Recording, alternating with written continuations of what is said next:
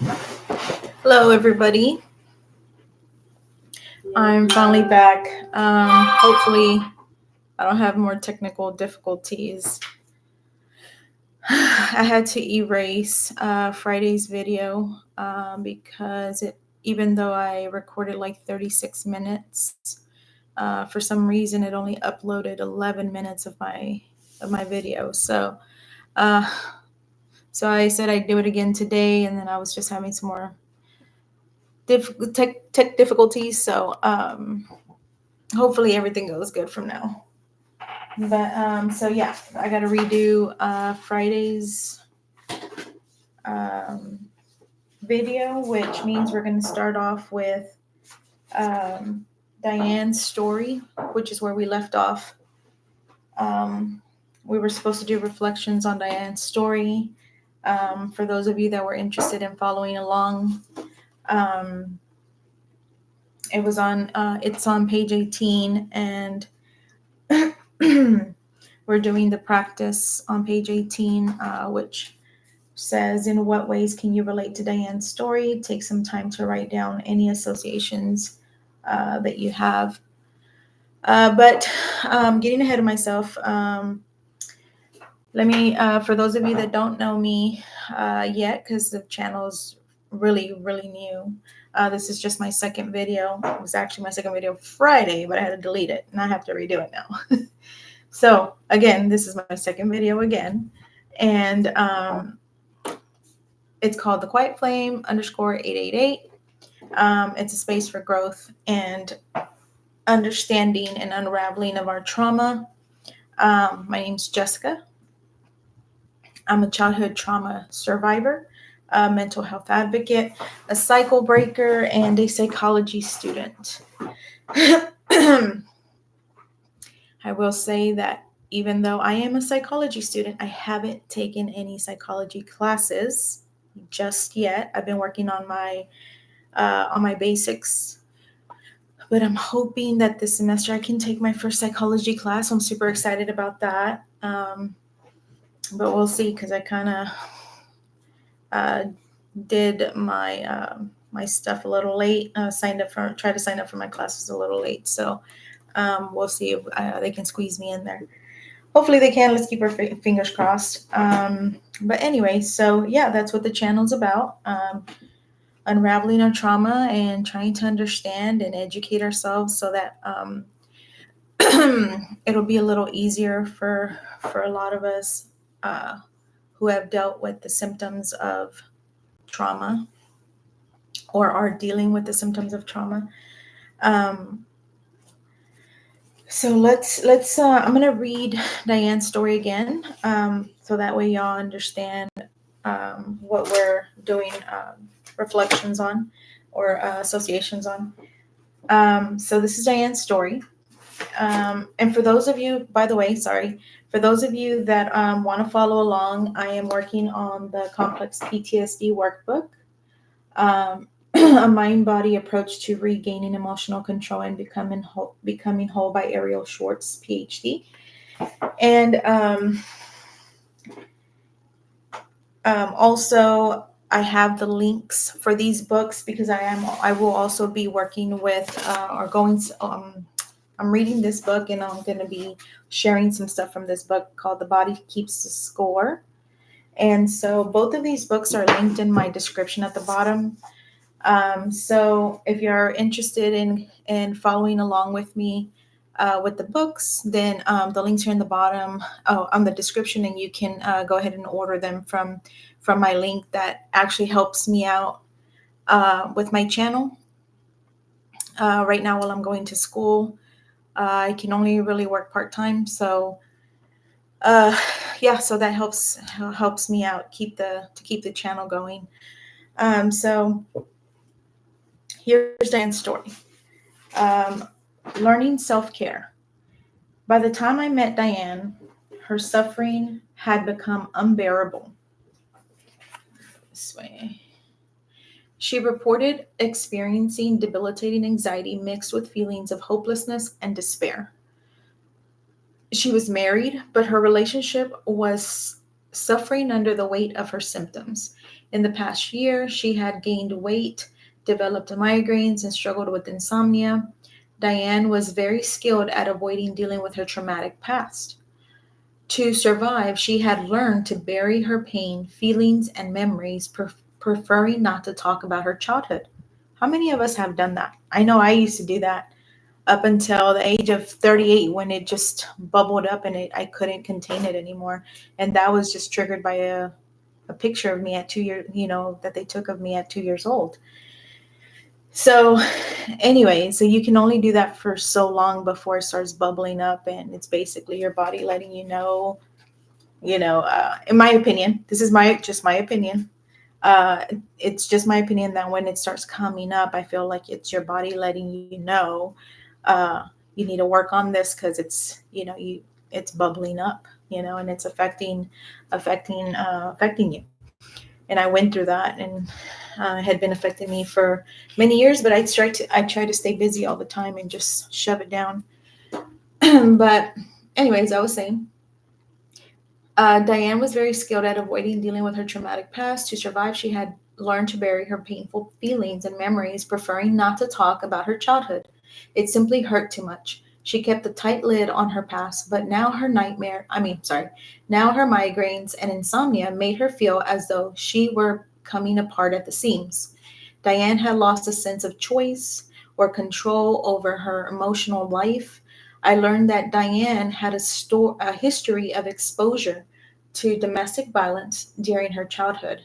Her father was an alcoholic, and her mother was never really involved in her life, other than to tell her what she was doing wrong. With tears streaming down her cheeks, she said, "They never should have had children. I should have never been born." If you can relate to Diane's story in any way, take comfort in this. CPTSD is the result of learned ineffective beliefs and behaviors that can be replaced by a positive mindset and health promoting behaviors. With the same tools that you'll find in this book, Diane was able to integrate resources such as mindfulness and relaxation techniques into her life to help her feel more grounded and safe. She explored her history and developed a greater tolerance for facing her painful emotions. Writing about her past allowed her to feel in control of her life now. As a result of her consistent commitment to self care, she strengthened her self acceptance and compassion. After several weeks of practicing the action steps that you'll learn in this book, Diane had an epiphany. My parents neglected me, and now I neglect myself by not taking care of my body as an adult. They could not love me the way that I needed, but I can become good at loving myself. So that's Diane's story. That's what we were reflecting on for about a week now. And I did my own reflections, and I wanted to go over those with y'all so we could do this together. So when I was doing the reflections, I was thinking back on my childhood, and um, I don't have the psychological wording for it, but I want to be able to understand it um, in that way. Um, so what I did, because I do this a lot, is I use ChatGPT, and I typed in my story, and then I asked ChatGPT to give me psychological wording for what happened to me based on my story. And what I got was it really was eye opening, and it definitely it stirred stuff up for me, because see, usually I know y'all don't know my story because I haven't talked about that yet, which that'll be a separate video. But basically, I'm just gonna go over the main thing that I had been working on for a long time, uh, since I was 38. So I'd been working on my CSA that I had gone through from the age of 2 to I was 13. And sorry, let me do the do not disturb. I don't want this going off while I'm on here with you. Yeah, so I had been working on that since I was 38. So that was like my main focus. Has been my main focus is working through that, and I've processed the majority of that. So that was done by my stepfather. So like, it was always about what he did, his role in causing my childhood trauma. And so when I did the chat GPT, I'm going to read you what chat GPT told me, because it gave me pretty much a report.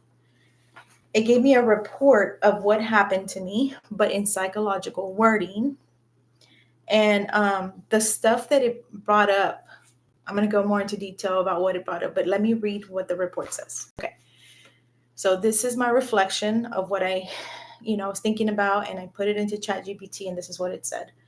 From early childhood, I endured severe and chronic trauma characterized by CSA, emotional neglect, parentification, and exposure to DV. Beginning at the age of 2, I was repeatedly CSA'd by my stepfather, which constituted a profound betrayal trauma from a primary caregiver figure. Simultaneously, I was subjected to ongoing emotional neglect from my mother, whose caregiving was inconsistent and largely focused on meeting my stepfather's needs. After preparing his meals in the early morning, my mother would sleep throughout most of the day, leaving my siblings and myself to fend for ourselves with inadequate supervision and limited access to food. This created an environment of food insecurity and chronic unmet needs. By the age of 8, I had assumed a parentified role, taking on developmentally inappropriate responsibilities such as cooking meals, bathing my siblings, and even changing their diapers. In addition to the absence of physical care, I also lacked emotional attunement and affection. I did not receive my first hug or hear my first I love you from my mother until age 11. Mind you, my stepfather never, ever has hugged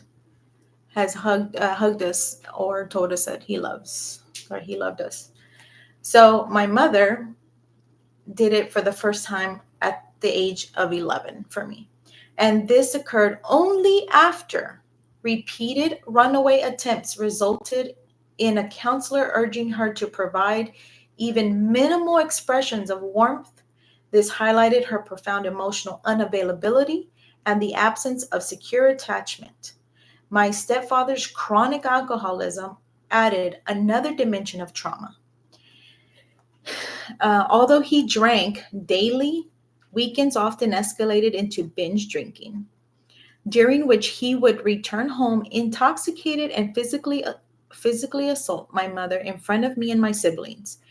These repeated exposures to DV reinforced an environment of fear, instability, and helplessness. The cumulative effect of these experiences reflects a classic presentation of complex developmental trauma marked by early CSA, neglect, parentification, lack of secure attachment, and chronic exposure to DV and substance abuse in the home. These conditions contributed to an early internalization of being unworthy, unsafe, unseen, and secondary to adult needs, forcing premature reliance at the cost of childhood safety, innocence, and healthy emotional development. So when I saw the report and I was reading through it, I realized that my stepfather wasn't the only one that caused childhood trauma. I've always been close to my mom, and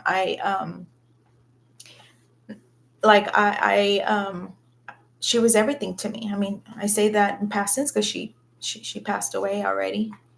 But we were always close. Like I just never I guess I don't know. Like I just my main trauma was CSA for me, and but I guess because I've now processed that and I'm still trying to get through more, and I want more explanation and education on this so that I can keep on researching and trying to figure it out and unravel it all. Um, and so I just never really looked at my mom as being as her taking a role in my abuse, in my I mean not my abuse but my trauma, and so when I read that and I realized that, it was eye opening, and it was something that I hadn't processed before. Like I said, I processed the CSA part of it for many years, but that was new, and that just came up, and it brought me to tears. It still kind of makes me a little teary eyed, but yeah, it brought me to tears. And the person I thought the world of had also caused trauma. I know she loved us. Like I know that. And the things that she did, like I know she was doing them subconsciously. And I think that a lot of us tend to do that with our children, is that we do a lot of things subconsciously because they're patterns that we're repeating. And that's why we have to be more conscious of our patterns and educate ourselves and try to unravel our patterns and stuff like that we're carrying from generation to generation, so that we can try to be so we won't transfer so much to our kids subconsciously. um, but I know she never, my mom was, she just was, she only got to the 8th grade, and she never went to any kind of counseling back in those days. I mean, they didn't even talk about counseling, or you have to go to counseling, or go mental health awareness, nothing like that.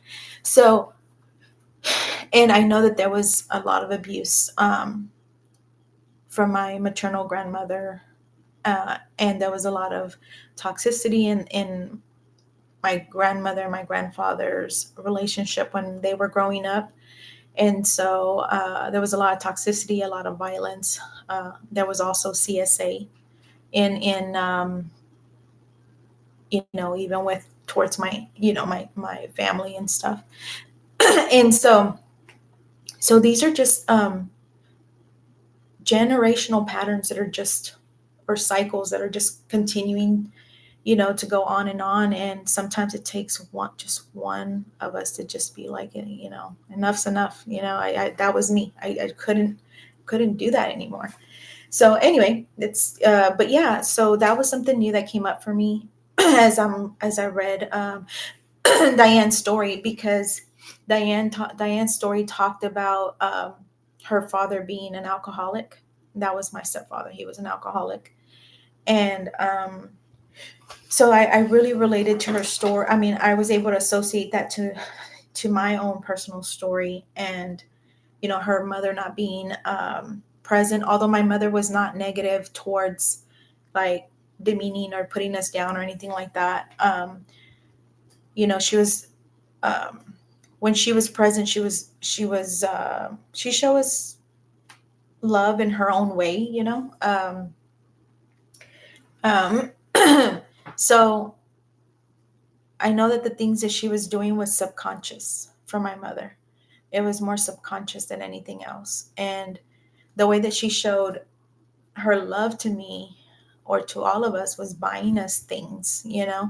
She didn't have, she didn't work. She wasn't allowed to work because of my abusive stepfather. She was not allowed to work or drive a car or smoke or drink or, like, have a life with friends and all that stuff. She wasn't allowed to do any of that. So she was just a stay-at-home mom with all of us. And so she didn't make money, but my stepfather would give her some money every week, eventually, after CPS forced them to. Anyway, so he would give her money every week, and for her to have, and she would save that up because it wasn't a lot of money. It was like maybe $35 or something like that, maybe $40, something like that per week. And she would save up that money, and when it was like our birthdays or Christmas, she'd have that money saved up to buy us what we mostly what we were wanting. And so I see that. I look back and I see that as a lot of effort, because she wasn't working, so she just tried to scrape up whatever money she could to get us what we wanted. And I know that's her form of loving. That was like gifts. It's like a certain kind of, it's like the 5 love languages, and she was giving gifts. And so I see that was her form of being able to show that she loved us. But yeah, so that came up for me, which is kind of difficult. And that to think that the person that meant the world to me had a role in my trauma as a child. And so that's something that I feel like I still have to like continue to process, because I can still feel like a little, like it still gets me teary-eyed. So I know there's still something there that I need to continue to process. But anyway, so I'm just wondering for y'all, like, if those of y'all that were willing to go and follow along on the book, or even if you didn't have the book but were willing to write down the associations to your own childhood trauma, what was it that came up for you? And what was it that came up for you? If y'all can put it in the comments. You don't have to go into too much detail if you don't want to. And if you don't want to put anything, that's okay. If you want to remain anonymous, that's okay too. So yeah, whatever, however you want to put it on there. Yeah, I'd be more than happy to read y'all's comments. I will eventually also give y'all a today, before I finish this video, I want to give y'all my email, so that way y'all can send y'all stories if y'all are wanting to share your stories, and maybe you don't want to, maybe you want me to share it for you. I'd be happy to be your voice and share that here live. And anything that you feel comfortable sharing that you would like to share, if you want to remain anonymous, that's okay too. So yeah, so I need to remember to give y'all that email, because I'm really forgetful. Share email. So that was Diane's story. Let me see if I can find the part. I wanted to share this part of this with you, because this is something something for me has been like, I used to be really, really like shameful until I was like 30 and like 30 something years, like 30, 37, 38. I used to be really shameful about what had happened to me. And it was something that was just super embarrassing for me to talk about. And so anyways, but I wanted to share this because it talks about that, the shame that comes with our trauma. And this explains to me, it just really resonated with me. So let me share this with you. So basically he's talking about like veterans. First he starts off with the veterans and their PTSD and stuff like that. And then he goes on to say, let me read the last of the veterans part, and then I'll transition over into the childhood trauma. So it says, it's hard enough to face the suffering that has been inflicted by others, but deep down, many traumatized people are even more haunted by the shame they feel about what they themselves did or did not do, the circumstances. They despise themselves for how terrified, dependent, excited, or enraged they felt. In later years, I encountered a similar phenomenon in victims of child abuse. Oops, I shouldn't have said that. CSA, sorry. And victims of CSA, most of them suffer from agonizing shame about the actions they took to survive and maintain connection with the person who abused them.